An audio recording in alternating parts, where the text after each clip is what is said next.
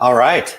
Welcome into the half. My name is Aaron Montgomery with our success group, and this is Erich Campbell. Erich, how are you doing today, sir? Doing all right, doing good. Had a great episode that we just did for Tubular Guys, and I'm kind of riding the high off of that. That was really fantastic. Victor Autry was on from iPersonalize, and he did a great job. So always like talking about e-commerce and business-to-business selling. So if you guys missed that one, go back and check that on the replay. Really good one. Yeah, definitely. Great program. Like Erich said, just head over to tworegularguys.com or find it on Facebook at facebook.com/tworegularguys.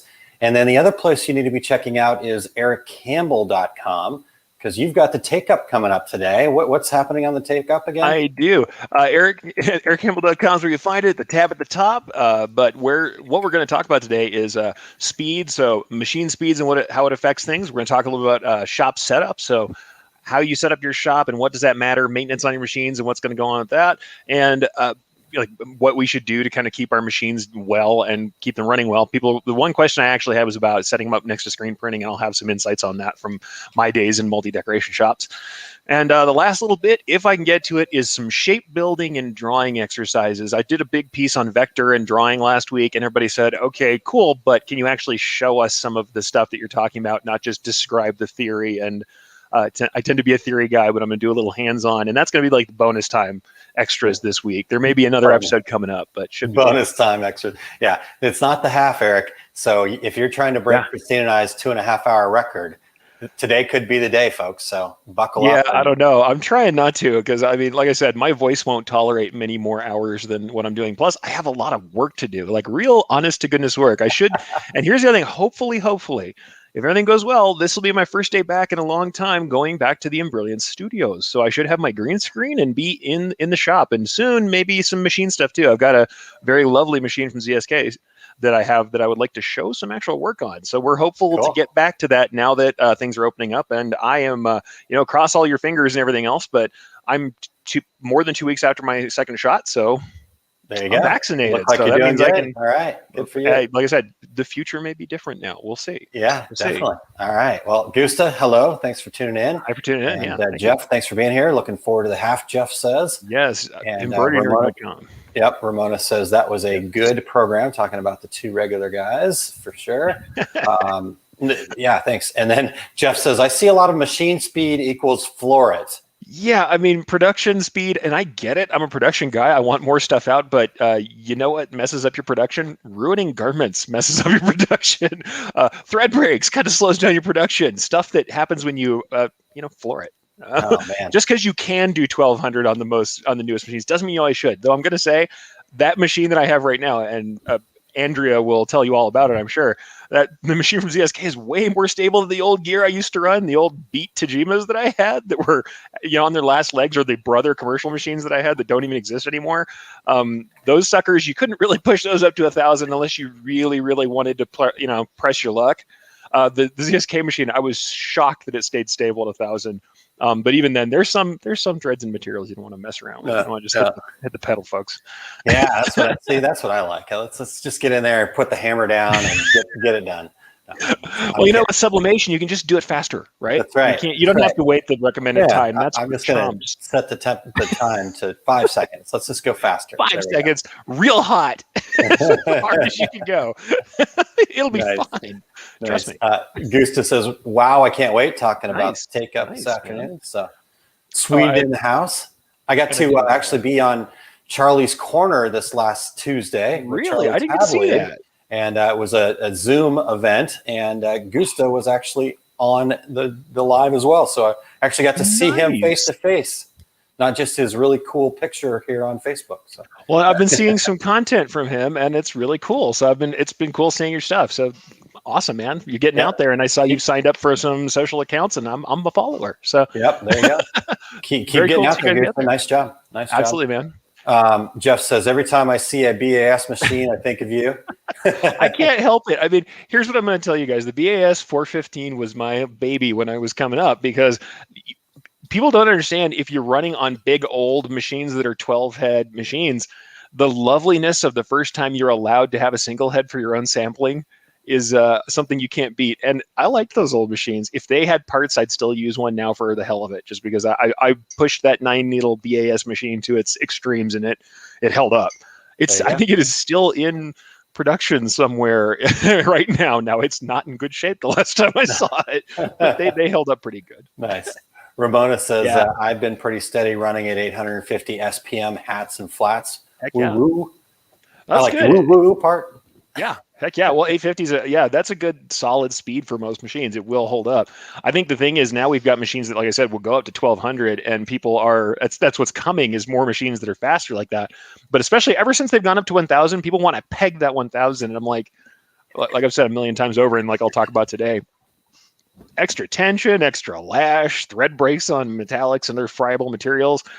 Just throwing the hammer down is not the essence of this thing. I'll tell you truthfully, efficiency will do more for you than beating the machine up all day, if you ask me. Right. But hey. So we shouldn't get into our cars, and since the speedometer goes up to 180, 200, just go to the grocery store with the hammer all the way down. Will you technically get there faster? Yes. Are you more likely to fail on the way there? Also, yes. Yeah, also yes.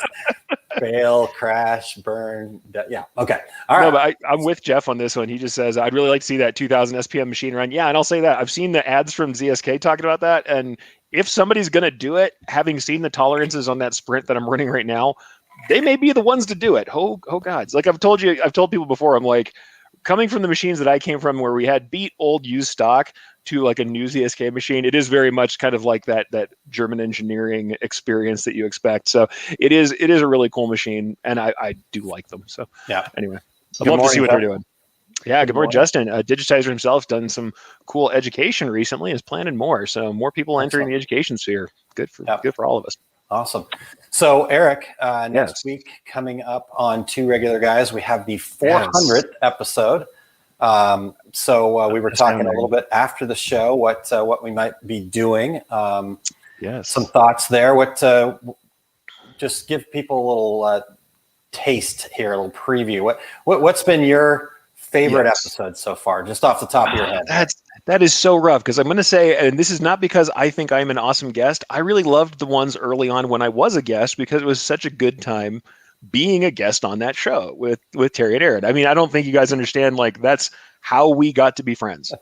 That's really how it happened. I was a listener. I tuned in a lot and loved it, and then became part of the show over time. And those were my early favorites, but I'll say some of the ones that stand out are probably not what people would expect. Certainly the ones with all my industry friends. It's hard to pick from any of those, but when we talk about the ones that are outside of the industry that I didn't really expect to be as good as they were going to be, Gordon Firemark 1 and 2. Yeah. How can you beat the copyright discussion from Gordon? That's hard to beat as an informational thing. Also, I just lost the name. Dave Harding talking about machine equipment financing and machines. That was awesome. There's just so many of those. The ones that were outside of the spectrum of what we usually see were really cool. And then, of course, I mean, I can't discount all of the cool guests we've had on that are people that we love and know from the industry who've done the technical stuff. It's one of those things where I almost don't want to pick one of those because all of them were so good. Yeah. It's like picking your favorite kid. And I definitely will not tell you my least favorite ones. All right. That's under the hat and will stay under the hat forever. That may have to be a question for next week, but there are ones where we had some problems, where things didn't go well, or maybe guests may or may not have been a little wooden or difficult to deliver, that were hard to sit through even when the information was good. I can't remember who it was, and we will leave names out to forevermore. Yes. Yeah, we've had a couple of there was one program where I remember talking to Terry afterwards. And I can't remember if this was you producing or not, Eric, but we had a guest. We worked with them to come up with the questions because we weren't super familiar with what it was that they were doing and whatnot. And so they basically provided us a list of the questions. Yeah. And then we asked the question, and he looked at us like we were talking in a foreign language and was like, I don't really understand that question. It's like, you gave us that question. What is going on here? So that was weird. But no, we had a couple other folks. It's like there's this spectrum of preparedness that you can have as a guest on the show, where either you're not prepared at all, and then it's a little rough just because we were aimless, or you have prepared so much that you can't go off script. Yeah. And then it gets like, I'm like, okay, well, we're glad we got to come to your TED Talk. But it was not a real dynamic show. TED Talk. You're really bad TED Talk. You're really wooden TED Talk. But yeah, hey, that happens in shows. And also we've had ones where we just have so many technical issues and errors that we're just, like I always talk about, like a little duck on the water. We're trying to stay calm on screen, but under the water, our little feet are kicking because we can't figure out what to do. We've had plenty of those, and that's hard enough. Yeah. So yeah, people asked about bloopers today. We were talking about that, and I'm like, there are no bloopers, but there's a whole lot of like, wow, we were sure scrambling behind the scenes right there. Yeah. Everything you see on screen is exactly what's happening. There are no off-screen bloopers that we're going to be able to cut in there. No, also, I'm very glad the discussion before and after shows remains unrecorded. Yeah, those do remain unrecorded. Jeff says, Jeff says confetti cannon. Yes. I will tell you this right now. I will not be setting off another confetti cannon next week, but I am going to ship one to Terry. So you guys will have to talk to him. That's the challenge. 2 or 3 of them now, I think, in my day. And I'm still finding confetti from the last one I did, like, I don't know, 3, 4, 5, 6 months ago. Yeah, confetti cannon is a acquired taste, I think. Yeah. It's super fun. It's super awesome in the moment. Sure. And I love that we've got the recording that we close with, showing it go off. But let's leave it as that, because I'm not in that office anymore, and I'm sure they're still finding confetti. There's confetti embedded in the acoustical tiles from that sucker. I think that 100%. It went off hard. 100%. I think we just get air horns and we'll just play air horns. Rave horns will run around in circles, beat pots and pans. I don't know. We'll figure something out. Yeah. But no, 400 episodes are awesome. It was so good. So Goose says, what's the first one on a crystal radio broadcast only? Or so I've been told.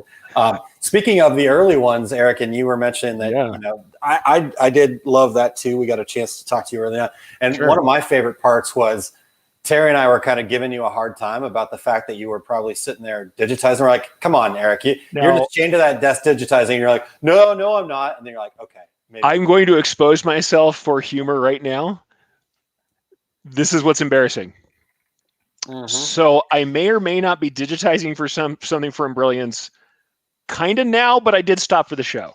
I'm just saying I may or may not be digitizing right now, or may or may not have digitized maybe just a little bit while I was producing this morning. Not a lot. I mean, I'm just real busy. All right.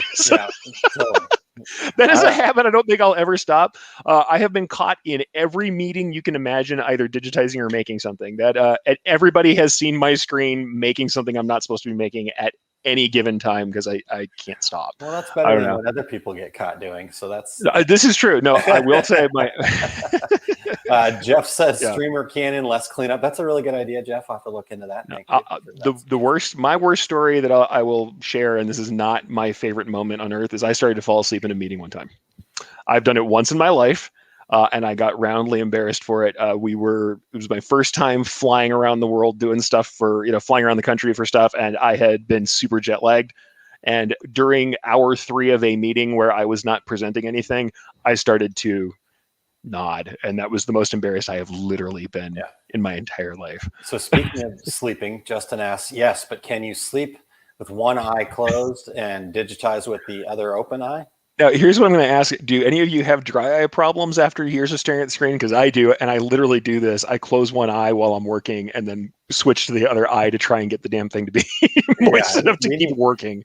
We need to get you some of those, UV blue blocker kind of glasses. I actually, you know what? I will say that from, I have a pair lovely from the Embroidery Nerd guys that they sent me. They were wonderful. They have a little kit that they have, and they have some nerdy blue blocker glasses that they use, computer glasses that are awesome. And I have used those before. They do help, but what I'm going to be honest with is I don't wear the contacts all the time because my dry eye is bad enough that's bad enough to do. Yeah. I often wear regular prescription glasses and I look like somebody's dad, but hey, that's just how it works. I got dad glasses. I can, kill animals, small ants and stuff with by using them for the sun. Yeah. My eyes are a little wrecked after this many years of staring, I feel like, but I never had awesome ones, but yeah. So Jeff says, I've fallen asleep in 2 meetings. The snoring, I'll never live down. I luckily didn't do that much, but I did have my new boss kick me in the foot to wake me up at a meeting. That is the worst I've probably ever had. It went out pretty well, but I got teased pretty good for a long time. Yeah. All right. Well, Jeff says dry eyes and wrist problems. Yep. Yes. By the way, just to illustrate that, I have within reach of me right now, not that I'm using it, an ergonomic mouse. So yeah, feeling that feeling right now. Also, anybody who also uses a drawing tablet, pen is near. 3 or 4 modes of entry for digitizing will help you with that, but I'm going to admit I still use like tiny junky mice because I'm used to it and I pay the price for it all the time. So yeah, that's why in my debating digitizing class. What now? The Just use trackpad? the trackpad on your laptop? Digitize on a trackpad? I don't know. No, man. No. Don't do that. Don't listen to Aaron. Don't do that. No, I have a ThinkPad, so I use that little If I weird ever joystick give in the embroidery advice, just walk away. Walk away. The best embroidery advice I give is ask Eric. See, my problem is I'm not smart enough to do that. I start giving sublimation advice and forgetting that Aaron's right here and could probably just sublimate little circles around it. You would think that through osmosis I would actually learn something, but no. As the Icelanders would say, like pinu litil, a little tiny amount. I know a little bit about sublimation. I feel like compared to the world, I know how to follow directions on spec sheets because they actually tend to work. Than most people. Yeah, I follow directions on spec sheets. I know now, and I feel bad because Jeff's had this discussion recently. I'm like, I know that if you have a nicer heat press that has more even heat, you have less trouble. We found that one out the hard way because I have sublimated with bad heating elements before, and it sucks and doesn't work all that great. And I know how to call Aaron when I'm totally stuck. So. Well, like you said, most people don't even follow the spec sheet at first. Sure. There's this universal 400 degrees at 60 seconds that somebody's come up with. And I get it. I get that, okay. Attractive to be universal, but it doesn't really super work. Easy to say. Like somebody again, names will remain nameless, but I saw somebody share in a Facebook group this like list of here's what I do to press my sublimation items. Yeah. And it was a list of like 20 things and every single thing was 400 degrees at 60 seconds. And it might go on, it got shared inside of something that like I think one of our success group situations, and I said appreciate you sharing, but let's take a look at that real quick and because here's the thing, the spec sheets are there as a starting point, and I think that's what the 460 second thing is kind of a starting point. But as Eric said, your heat press is going to matter, your environment's going to matter. So you need to get those things dialed in. I very, very rarely press anything at 400 degrees. The less heat you can get on things, the better off you're going to be. Sublimation inks start sublimating actually closer to, depending on what color it is, in that 350 to 360 to 370 range. Awesome. That's awesome to know. Yeah. And then on like the thin aluminum stuff, when you go that hot and that long, you start getting, they call it the orange peel look, that where it looks really kind of dog tags. Yeah. I did a load of dog tags, and when we were pressing those, we kept getting that texture on them. Also, by the way, you can buy cheap sublimatable stuff that the coatings are crap. Correct. That's the other thing I had is transfer material. Yeah. Just transfer material sticking to them when the coatings were junk. Yeah. But then you can eliminate a lot of that by, again, much lower heat, much lower time. Yeah. You do the aluminum through the back. So basically, you've got your transfer face up towards the heat, and you do it through the back. And those thin aluminums where you're getting like those dog tags and stuff, where you're getting that orange peely look. If you'll do that for 375 for 30 to 45 seconds, again, you'll have to dial in your time to get the rich blacks that you want, but you won't have that orange peely look. It's from the heat. It starts bubbling, like you said, the coating. That's such good information. I wish I would have asked you instead of just trying to keep doing it myself repeatedly until I ruined a stack of dog tags. So I'm gonna commiserate with Jeff here and say, found out the hard way too. He's talking about heat presses, but I'll just talk about anything in sublimation. We had a heck of a time with ghosting. Also, I found out that all 100% poly garments are not made the same. You will often find there are fibers in them that turn colors under heat. Yep. That surprised the heck out of me. I had a bunch of 100% poly, like I think it was like tracksuit type garments somebody wanted to be done, but you would heat press them with nothing on them, and these weird little dark fibers would all appear in it under heat. Blue? It might have been light blue. There was some light blue and some white. The weird little things would appear on them, and that's with cleaning, with everything else we did, with lint rolling. It would look like you look like a dollar bill, and there's the colored fibers in it. after pressing it would do that, and we never understood how that happened. But certain garments did it, and certain garments didn't. Yeah, like you said, it's the little fibers in there. They'll change colors under that much totally. heat. And and the blue dots are typically lint. Okay. and even this is what I told everybody to tune in for. Do it. So yeah. By the way, we got mentioned. The half got mentioned. Thank you, Jeff Fuller. He mentioned us on his stream last night over at the Embroidery Nerd, and I said, "Yeah, come ask Aaron questions about sublimation while we're here because we got plenty to talk about there." Yep. I know certainly one of the things that drives me nuts is I keep on seeing people doing like weird homebrew coatings, and some of the stuff I'm like, you shouldn't put that next to a human body. The thing that you just said to paint on that, or you shouldn't drink out of something that's been painted with what you just explained. I'm like, no, that's a bad plan, guys. Yeah. Yep. Yeah. There's lots of, and the thing is that here's the thing about sublimation. Yeah. All of those things that people talk about, they could probably make work. Sure. At a certain level, but it does, like you mentioned with production, it boils down to, can you consistently make this? Can you make it in a reasonable amount of time that you could actually get paid for your time? Right. Yep. So everything I talk about is all about, because people are like, oh, well, I could do this and I could do I want to do a blanket, big blanket, and I've only got a 16 by 20 heat press. Can you do it? Absolutely. I've seen it done a whole bunch of times. Yeah. How much money can you charge for that? Because if you're doing, let's say you got a 1620 press and you're trying to do a 50 by 60 blanket, to me, that's probably going to be about 12 to 15 presses that you have to do. And if your pressing's taking you, let's just say a minute, plus you've got setup and all that other stuff. So now you've got an hour just to press one blanket. You could easily get an hour to press one blanket.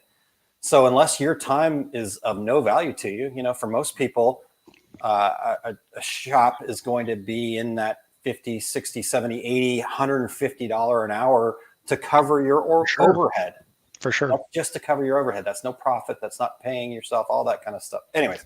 Well, and try and charge that to a customer plus markup. And you'll see I've always said that the pricing isn't just boiled down to markup and numbers, but when you have your overhead mixed in and when you look at the overhead of other things, that's why it's okay. I always tell people outsourcing is not a dirty word. Yeah. There are things that make more sense outsourced and things you can do in-house. And there's reasons why being nimble in-house makes sense. And it's like we talk about the patch class that I'm going to do. I'm going to talk about producing in-house, but there's always a part of me that says, hey, you got 250 pieces?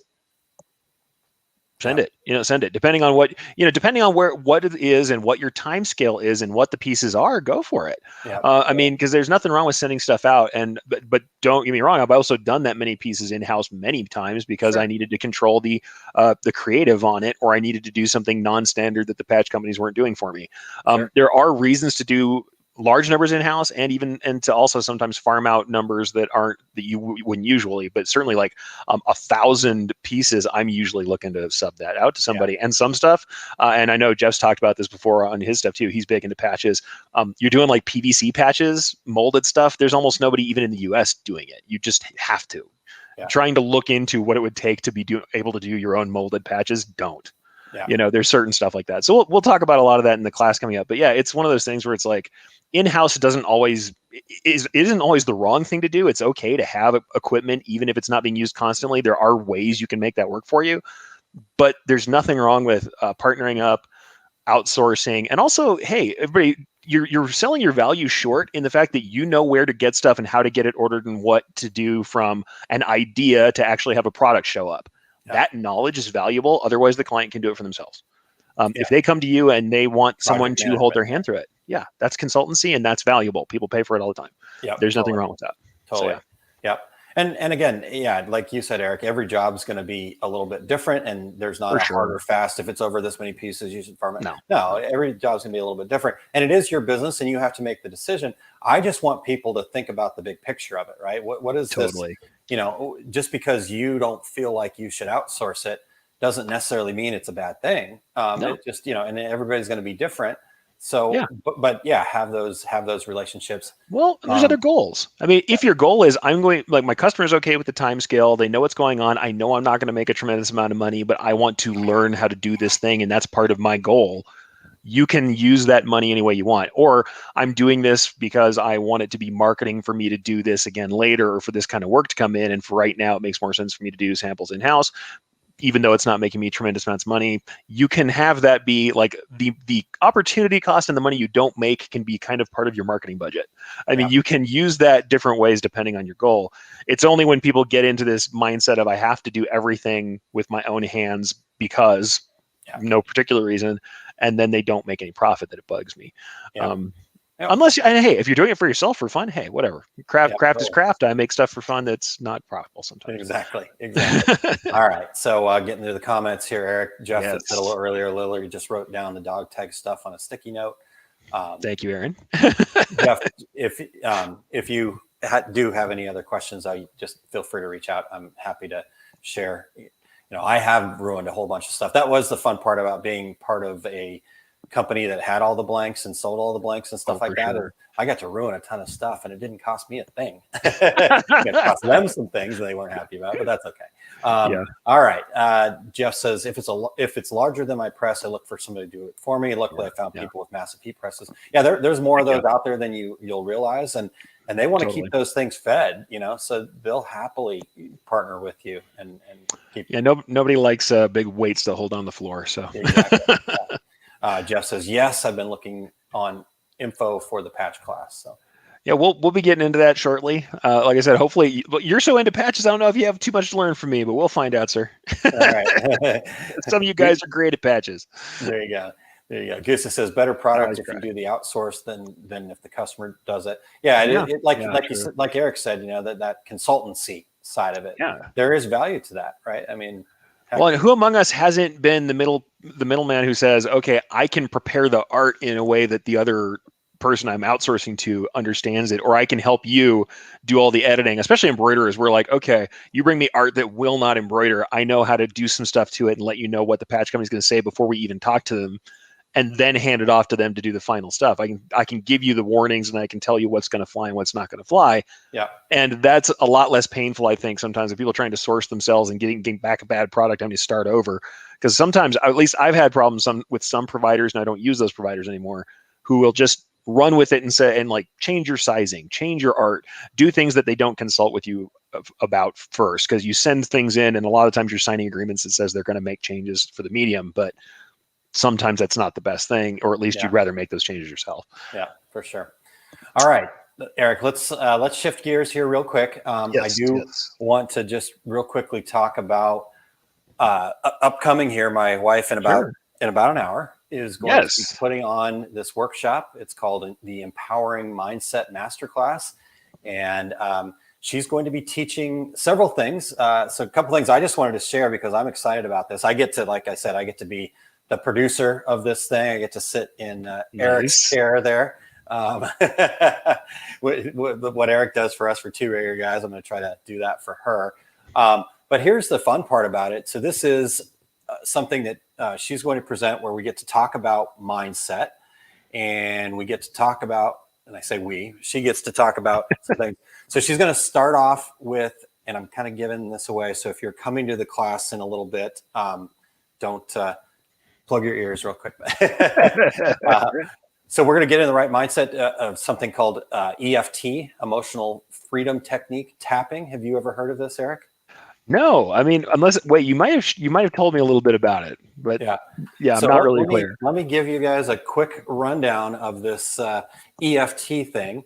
And that's a good place to start. The other thing that she's going to talk about is then the number one success principle, as people know. In fact, I've got a couple of his books right here. A couple of you guys know Jack Canfield, The Success Principles. That's the original book. Here's his latest workbook on the thing. So the number one, the first success principle is to take 100% responsibility. And so we're going to talk about that. And at first you sit and look at that and you go, oh, that's a lot of responsibility. I have to take 100% responsibility for everything in my life.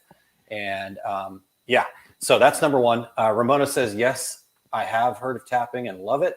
Jeff says, I've done tapping. So I'm just sleeping on it, I guess, guys. I didn't know. Exactly. I didn't know. So she's going to talk about 100% responsibility. And then she's also going to do some yoga, which I need badly. I played volleyball last night and my back is killing me. So anyhow, let me hit this tapping thing real quick here. So what you start off with is the karate chop point right here. And you use a couple of fingers and you're going to just start tapping there, and you're going to start talking about whatever's going on, whatever you want to overcome, whatever you're doing, and you're going to start there. And then from that point,